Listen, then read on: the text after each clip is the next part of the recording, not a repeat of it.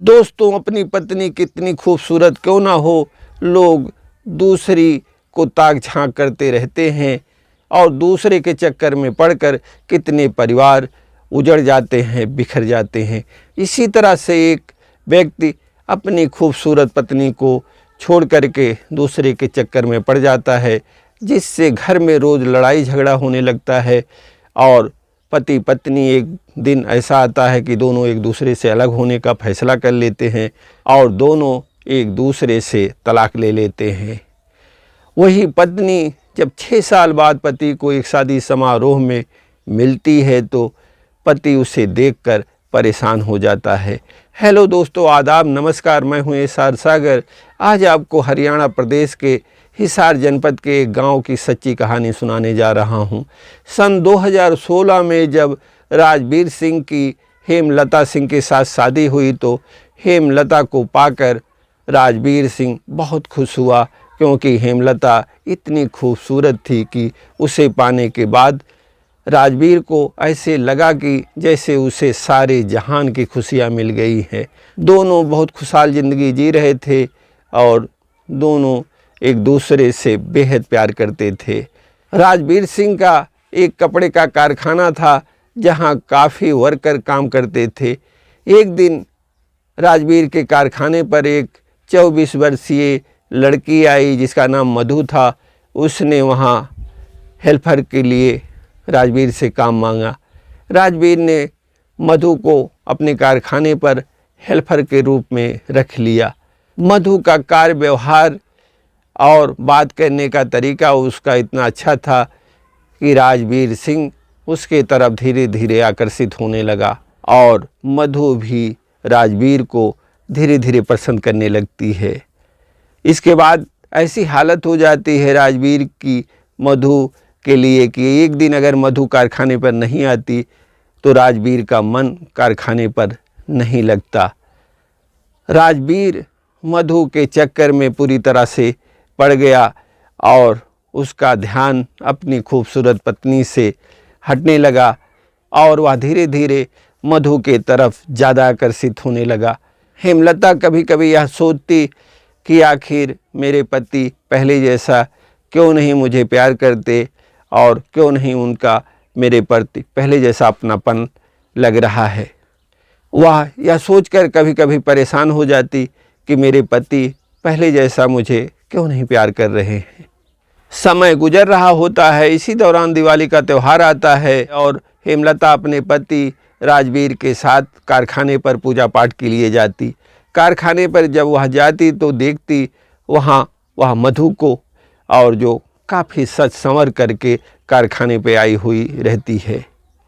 मधु को देखने के बाद हेमलता मन ही मन यह सोचने लगती है कि यह इतनी सज संवर करके कारखाने पर क्यों आती है।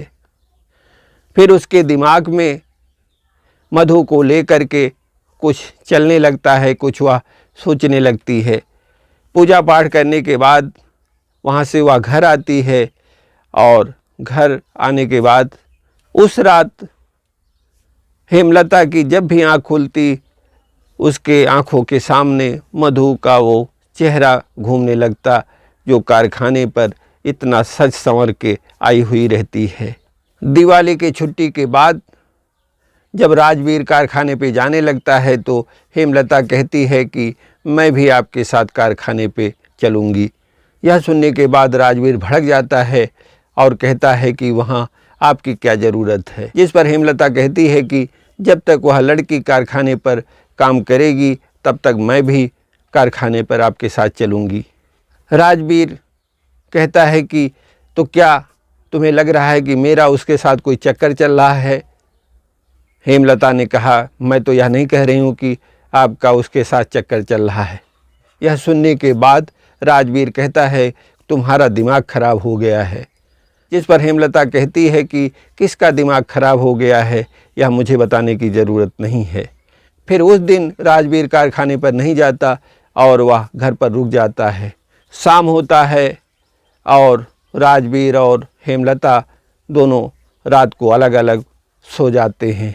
सुबह होता है और सुबह फिर राजवीर कारखाने पे जाने के लिए तैयार होता है तो हेमलता भी उसके साथ जाने के लिए तैयार हो जाती है, जिस पर राजवीर हेमलता को समझाने का प्रयास करता है कि देखो ऐसा कुछ नहीं है जैसा तुम समझ रही हो। जिस पर हेमलता कहती है कि मुझे कुछ नहीं समझना है, जब तक वह लड़की कारखाने पर रहेगी तब तक मैं आपके साथ कारखाने पर चलूँगी। राजवीर जिस पर कहता है कि वह लड़की कारखाने से नहीं जाएगी, तुम्हें कहीं जाना है तो तुम जा सकती हो। यह सुनने के बाद हेमलता घर के अंदर आती है और सूटकेस अपना लेती है और वह मैके जाने के लिए निकल लेती है, जिस पर राजवीर हेमलता को नहीं रोकता और वह मैके चली जाती है। 2 साल दोनों अलग रहने के बाद एक दूसरे से तलाक लेने का फैसला कर लेते हैं और 2018 में राजवीर हेमलता को तलाक दे देता है। तलाक लेने के बाद मधु और राजवीर के जो संबंध थे वह चल रहे थे। एक दिन राजवीर कारखाने पर बैठा था, तभी मधु आती है और राजवीर के मेज़ पर शादी का कार्ड रख देती है, जिसे देखकर राजवीर चौंक जाता है और कहता है कि ये क्या है।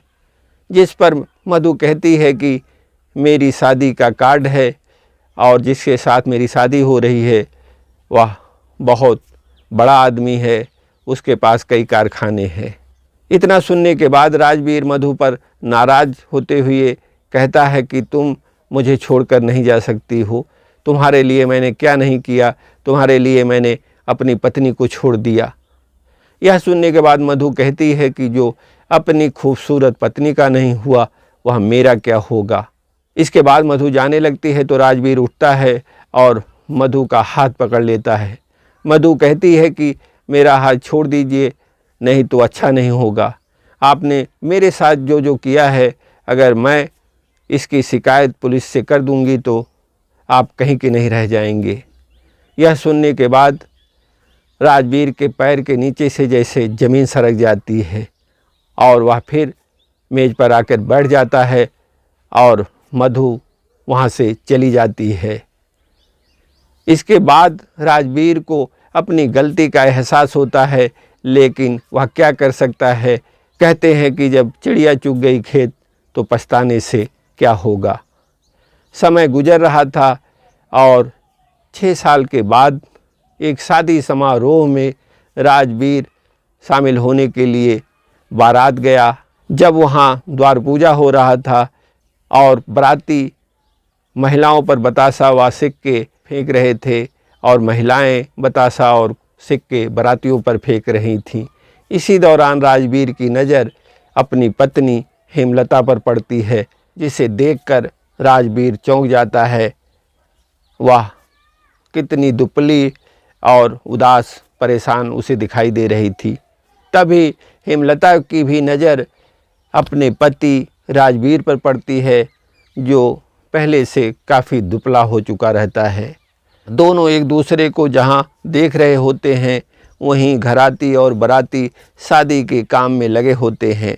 हेमलता छत से नीचे उतरती है और नीचे उतरने के बाद टेंट लगे पर्दे के बगल जाकर के खड़ी हो जाती है, जहाँ राजवीर उसे देखता है और वह भी उसके पास आ जाता है। पास आने के बाद राजवीर काफ़ी देर तक उसे एकटक देखता रहता है। हेमलता भी राजवीर को एकटक देखती रहती है। राजवीर हेमलता से कहता है कि कैसी हैं आप। यह सुनने के बाद हेमलता कहती है कि मैं ठीक हूँ, आप कैसे हैं और मम्मी पापा कैसे हैं। राजवीर कहता है कि मैं भी ठीक हूँ और मम्मी पापा भी ठीक हैं। मम्मी आपको आए दिन याद करती रहती हैं। तभी वहाँ दूल्हा के पिता आ जाते हैं और राजवीर से कहते हैं कि चलिए बाबू, सब लोग खाना खा रहे हैं, आप भी चल के खाना खाइए। राजवीर वहाँ से खाना खाने तो चला जाता है, लेकिन उसकी भूख उस दिन खत्म हो चुकी रहती है। वह हेमलता के बारे में सोच रहा होता है। हेमलता के साथ गुजारे एक एक पल राजवीर को याद आने लगता है, जैसे कोई फिल्म उसके सामने चल रही हो। राजवीर वहाँ थोड़ा बहुत खाना खाने के बाद फिर उस जगह पर आ जाता है और वह हेमलता को ढूंढने लगता है। हेमलता भी जैसे राजवीर का वहाँ इंतज़ार कर रही हो। फिर वह उस जगह पर राजवीर को खड़ी हुई दिखाई देती है, जहाँ राजवीर पहुँच जाता है, जिसके बैठने के लिए हेमलता एक कुर्सी ले आती है और ख़ुद भी एक कुर्सी ला करके बैठ जाती है। दोनों एक दूसरे को देख रहे होते हैं। इसी दौरान राजवीर कहता है कि इसी तरह से हमारी भी शादी एक दिन हुई थी। जिस पर हेमलता कहती है कि हाँ, और वह यह कहने के बाद लंबी लंबी सांसें लेती है। इसके बाद राजवीर कहता है कि मुझे माफ़ कर दीजिए, मैंने आपको खोकर अपने जीवन की बहुत बड़ी गलती की है। और यह कहते हुए उसके आंखें भर आती हैं। इसके बाद राजवीर हेमलता से उसका फ़ोन नंबर मांगता है, तो हेमलता कहती है कि आप मेरा नंबर लेकर क्या करेंगे। जिस पर राजवीर कहता है कि कभी कभी आपसे बातें कर लिया करेंगे। यह सुनने के बाद हेमलता कुछ देर चुप रहती है और फिर कहती है कि आप अपना नंबर दे दीजिए, मैं आपको फ़ोन करूंगी। तभी वहाँ एक लड़की आती है और हेमलता से कहती है कि दीदी, आपको बुआ बुला रही हैं। हेमलता यह सुनने के बाद घर के अंदर चली जाती है और राजवीर बारात में चला आता है। राजवीर जहाँ रात में ही वहाँ से आना चाहता था, लेकिन हेमलता के वजह से वह बारात में रुक जाता है और सुबह हेमलता से फिर मिलना चाहता है और बातें करना चाहता है। लेकिन सुबह जब होता है तो हेमलता से राजवीर को बात करने का मौका तो नहीं मिलता, लेकिन दूर से दोनों एक दूसरे को एक बार दो बार ज़रूर देख लेते हैं। सुबह 10 बजे दुल्हन और बारातियों की वहाँ से विदाई हो जाती है और राजवीर वहाँ से जब घर आने लगता है तो उसका पाँव जैसे आगे ना बढ़ रहा हो। उसको लगता कि जैसे मैं सब कुछ अपना छोड़ के यहाँ जा रहा हूँ। राजवीर वहाँ से घर आया और कारखाने पर पहुँच गया और कारखाने पर पहुँचने के बाद उसका मन कारखाने पर नहीं लग रहा था।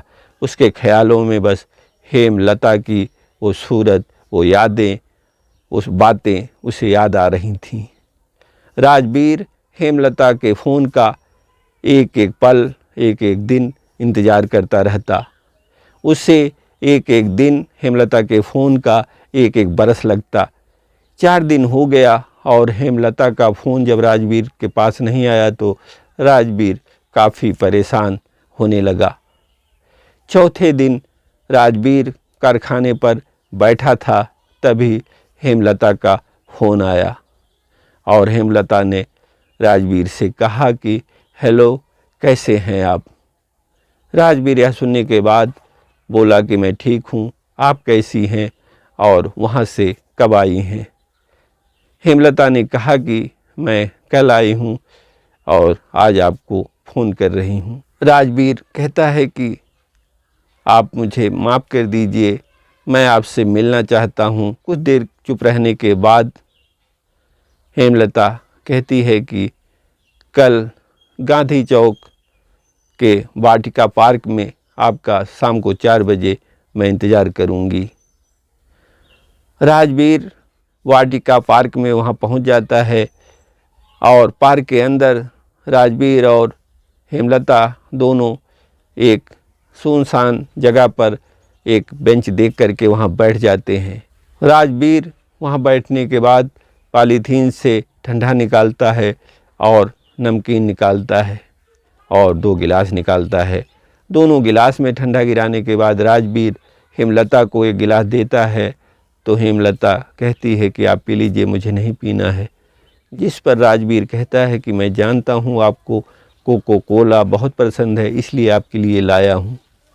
फिर वह गिलास उठा करके हेमलता को देता है। हेमलता और राजवीर दोनों ठंडा पी रहे होते हैं और नमकीन खा रहे होते हैं। इस दौरान दोनों एक दूसरे को गहरी नज़रों से देख रहे होते हैं। तभी राजवीर कहता है कि मुझे माफ़ कर दीजिए, मैंने आपको खो करके अपनी ज़िंदगी में बहुत बड़ी भूल की है।